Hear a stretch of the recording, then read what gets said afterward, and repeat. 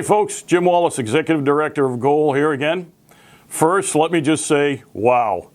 Since HD.4420 was dropped on the 2A community's heads, the explosion of true grassroots efforts has been amazing. When Goal first put out the initial alert to the bill, we were somewhat met with some skepticism over how bad we were representing the bill. That didn't last long. Thanks to all of you patriots that quickly spread the truth and the massive amount of information about the Speaker's bill, the Goal office was quickly overwhelmed by people wanting to know how they could help the fight. This outreach from citizens was truly awe-inspiring. Perhaps one of the greatest challenges was trying to explain the enormity of how far-reaching it was. Media outlets and even 2A advocates would often ask, can you break this down into 2 or 3 things that we don't like? That simply wasn't possible. But all of you helped our small staff with so many tremendous ways to get out there and tell the truth about the information inside this bill. Your efforts have made the difference in this fight. Today, we get to celebrate a small but probably temporary victory.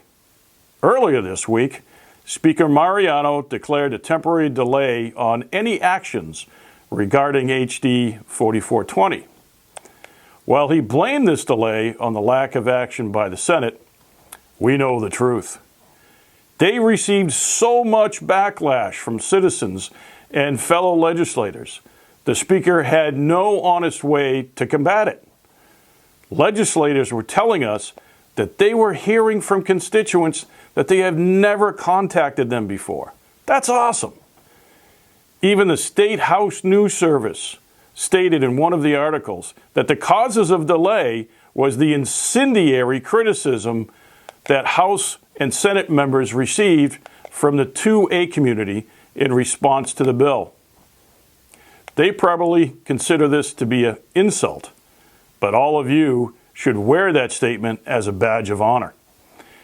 It means the pressure is working and your voices are indeed being heard in a big way.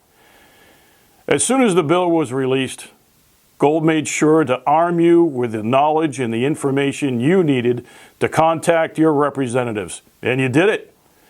Even more, you made sure others joined in your efforts. Even though the war is far from over, this is a significant battlefield success, and it should not be overlooked. It is the first time in my career that I have ever witnessed a Speaker of the House get stopped in his tracks, even if it's only temporary. However, sadly, this is no time to become complacent. The Speaker and his allies will expect us to sit back and forget about the bill for the rest of the summer. This means we should spend the month of August elevating our energy against this attack on our civil rights. Because rest assured, the well-funded anti-civil rights crowd will be in full force advocating for the destruction of the Second Amendment. That means we need to outwork them and ramp up our efforts to expose the truth to every citizen about what this bill really does. The Senate has just announced that they are going to work on their own gun bill. Who knows what's going to be in that thing?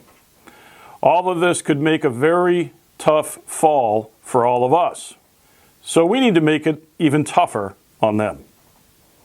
We've heard rumors in dribs and drabs that the Speaker may do away with some of the provisions of the bill and release some sort of redrafted version in September. But we all know there is no fixing this bill. The Goal staff is already busy laying out the best advocacy strategy for the coming month.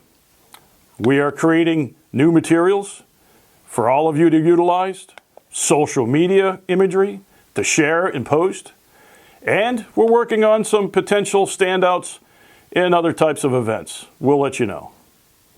Well, we're geared up for the continued fight. I just want to thank you all for stepping up and bringing a courageous fight to the State House, certainly the likes of which they have never seen from the 2A community, and at a level they never anticipated. I hope we can count on your continued support and energy as we move forward deeper into this battle. And Mr. Speaker, last time I warned you that you were going to wake up an entire community with this historical attack on our civil rights. As it turns out, you should have read a famous quote from another enemy of freedom, Japanese Admiral Yamamoto, when he wrote, "I fear all we have done is awaken a sleeping giant and fill him with a terrible resolve," because that's what you've done.